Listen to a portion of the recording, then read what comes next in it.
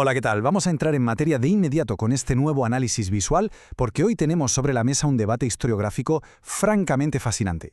Vamos a hablar de la relación entre las grandes corporaciones y el Estado en Alemania durante el Tercer Reich. Apoyándonos en una conferencia clave del historiador Peter Hayes, vamos a diseccionar un tema bastante complejo. A ver, ¿las empresas alemanas realmente tenían libertad de acción bajo el régimen nacionalsocialista o estaban asfixiadas por una coerción estatal absoluta? A lo largo de esta explicación vamos a desgranar los datos, los argumentos y las posturas académicas para entender qué pasaba de verdad en la economía de este periodo tan oscuro. La atención principal, la pregunta que va a vertebrar todo nuestro recorrido hoy, es precisamente esta. ¿Las grandes empresas de la época eran agentes libres que colaboraban voluntariamente para llenarse los bolsillos o eran más bien prisioneras dentro de un sistema coercitivo del que era imposible escapar? Es una línea muy fina y de hecho divide a los expertos actuales. Por una parte está la idea clásica de un Estado totalitario que dictaba cada pequeño movimiento, pero por otra han surgido nuevas voces sugiriendo que, en realidad, el sector privado tenía muchísima más autonomía de la que pensamos. Mantengamos esta dicotomía en mente mientras revisamos las pruebas. Vamos con la sección 1, el debate historiográfico y las nuevas perspectivas. Últimamente ha cobrado fuerza lo que se conoce en la academia como el giro voluntarista. Esta es una corriente interpretativa impulsada por historiadores como Christoph Buchheim y Jonas Scherner. Básicamente lo que postulan es que la participación de las empresas en las políticas del régimen nazi fue una decisión libre y voluntaria. Argumentan que el Estado respetaba la propiedad privada y la libertad de firmar contratos. Por tanto, desde esta óptica, las decisiones de las juntas directivas seguían siendo autónomas, buscaban la rentabilidad de toda la vida y se cree que podían decir no a las exigencias del régimen sin que el mundo se les viniera encima. Pero claro, aquí es donde entra la contratesis de Peter Hayes, que le da un vuelco total al asunto. Hayes afirma, con bastante contundencia, que esta visión voluntarista está llena de verdades a medias. Nos dice que asumir que esto era un capitalismo normal con libertad de elección es cometer el error de aislar la economía de la política. De hecho, Hayes utiliza una analogía brillante. Dice que los voluntaristas aplican la navaja de Occam para simplificar los hechos de una manera tan salvaje que al final parece que están usando la navaja de Sweeney Todd, es decir, recortan tanto que se llevan por delante pruebas que son vitales. Para él, la realidad era un sistema híbrido que mezclaba las reglas del mercado con unos niveles de coerción estatal altísimos. Pasemos a la sección 2, la economía del palo y la zanahoria. Para entender a Hayes hay que fijarse en cómo operaba el Estado en el día a día. No era solo dar órdenes directas pegando gritos. El régimen usaba una estrategia de palo y zanahoria bastante sofisticada para teledirigir las decisiones microeconómicas. Tenían un menú de tácticas letal. Controlaban de forma férrea el acceso a las materias primas, imponían multas brutales si te salías del guión, obligaban por decreto y, ojo a esto porque es clave, creaban competidores financiados directamente por el Estado. Todo esto con un único objetivo en mente: forzar a la industria pesada a alinearse sí o sí con el rearme militar y la autarquía, es decir, la autosuficiencia total del país. Y esta coerción no apareció de la noche a la mañana, se fue normalizando. Fijaos en esta línea temporal, es bastante reveladora. En 1933 tenemos la venta forzada del fabricante de aviones Junkers. En el 34, el gobierno obliga al sector privado a soltar dinero para financiar la creación de Brabak, un consorcio de combustible sintético. Damos un salto a 1937 y la cosa escala. El Estado directamente confisca yacimientos de hierro para montar su propio macroconglomerado, la Hermann Göring Werke. Y para 1941 fundan Continental Oil AG, una supuesta asociación público-privada, pero donde el gobierno blindó por estatuto su control absoluto. El mensaje para la industria privada era clarísimo: o colaboras o mira lo que te pasa. Sección 3. El miedo a la nacionalización como herramienta de control. Para apalpar el ambiente que se respiraba en las salas de juntas, nada mejor que escuchar a los protagonistas. Hermann Schlosser, que era el jefe de la directiva de la empresa química de Gusa, soltó esta advertencia a sus propios ejecutivos en 1940.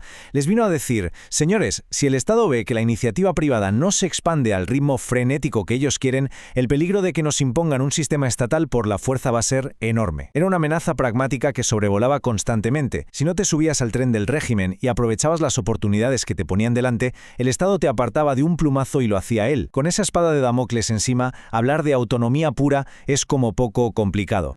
Y es que las amenazas bajaban directamente desde la cima. En 1938 hubo una gran crisis de divisas que ponía en jaque la compra de armamento. Pues bien, Hermann Göring reunió a los líderes de la industria pesada y no se anduvo con rodeos. Les advirtió que si no subían drásticamente sus ingresos por exportaciones, iba a nombrar a un comisario del Estado con poderes dictatoriales para intervenir la economía y expropiar sectores enteros. Llegó a mencionar las leyes contra el sabotaje económico para recordarles que podían acabar en la cárcel, o peor. Ante un panorama de amenazas penales e intervenciones directas, la idea de que estas empresas operaban en un marco de libre mercado parece desvanecerse bastante. Pero hay un matiz fascinante en todo esto.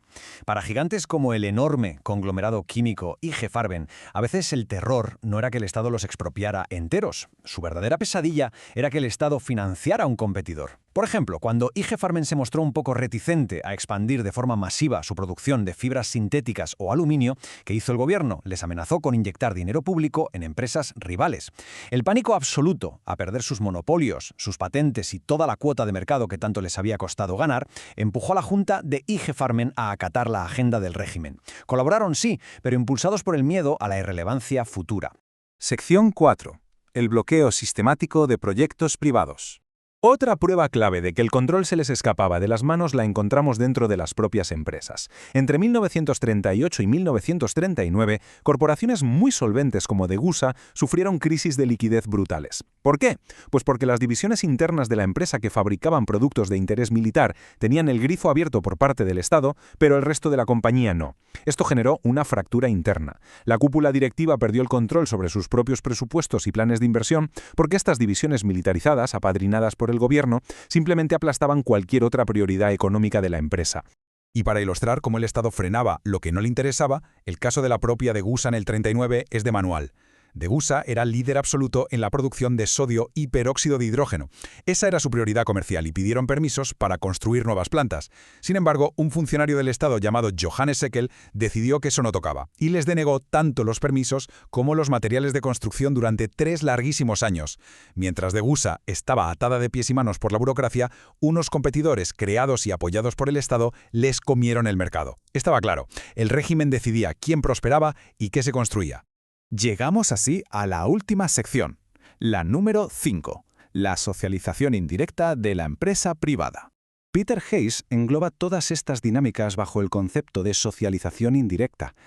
Y es un término brillantemente preciso. Lo que nos viene a decir es que sí, sobre el papel las empresas seguían siendo privadas y lógicamente seguían persiguiendo el beneficio económico, pero en la práctica habían perdido totalmente el timón.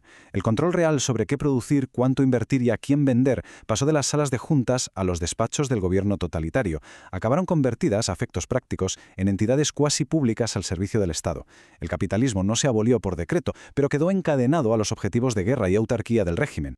Y todo este análisis nos obliga a plantearnos unas preguntas fundamentales antes de cerrar. La primera: si tus decisiones empresariales están motivadas por el pánico a que el gobierno te hunda financiando a la competencia, ¿podemos seguir llamando a eso libre mercado? La segunda: cuando echamos la vista atrás para estudiar la historia económica, ¿es posible analizar una cuenta de resultados ignorando el clima de opresión y amenaza constante de un régimen dictatorial? Y por último, si admitimos este híbrido de incentivos y coerción total, ¿cómo cambia esto nuestra forma de juzgar la responsabilidad histórica y moral de estos colosos industriales? Es un debate profundo que demuestra que los números nunca están completamente desconectados de la política. Hasta aquí este recorrido y esperamos que estos datos os inviten a seguir reflexionando sobre el tema.